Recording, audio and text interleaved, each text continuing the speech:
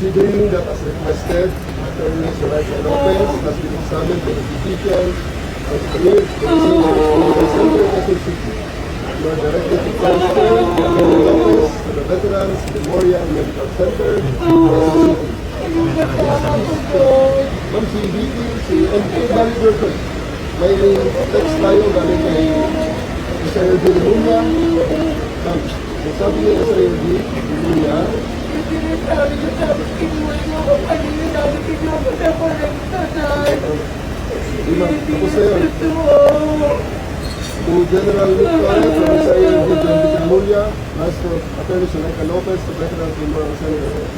Dear General Torres, as verified, the transfer of Attorney Lopez to the Veterans Memorial Hospital shall be complied with respect to the House Directive to transfer her. Please accord all security measures necessary to ensure her safety.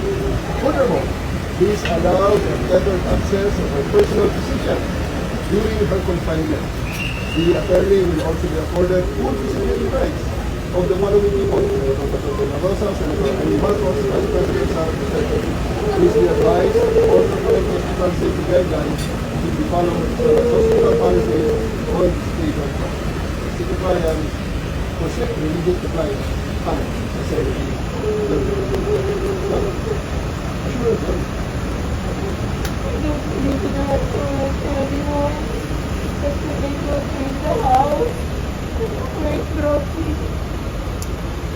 Dito, maraming witness na. Dito naman mo sasakay ka naman mo sa sasakyan ni BP. Ma'am, sasakay po kayo. Sasakay po kayo sa sasakyan ni BP. Kasama niyo po si BP sa sasakyan. She will be transporting you to Veterans Memorial Center. Hindi ka naman iiwanan ni BP. Sure, we are going to yes, promise. Nandiyan naman si BP. They are just in one car. Ano na? Hindi ko lang iiwan.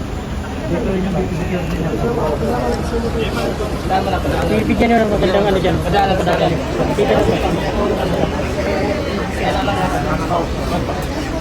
Kasi ka lang kayo dyan. Dyan lang mama. Hindi, baka maano.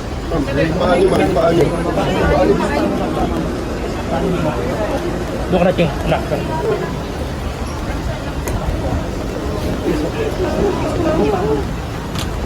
Okay, wagan.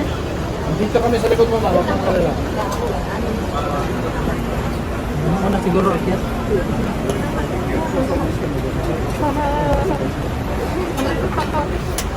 Muna ako ha. Next. Atras muna, atras. Atras. Ipa-atras lagi, maunag. Sabay si mama.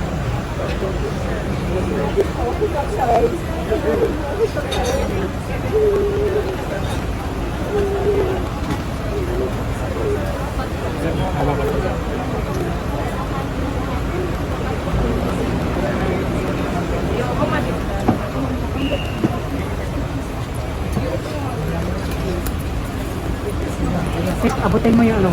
Abutin mo yung ano.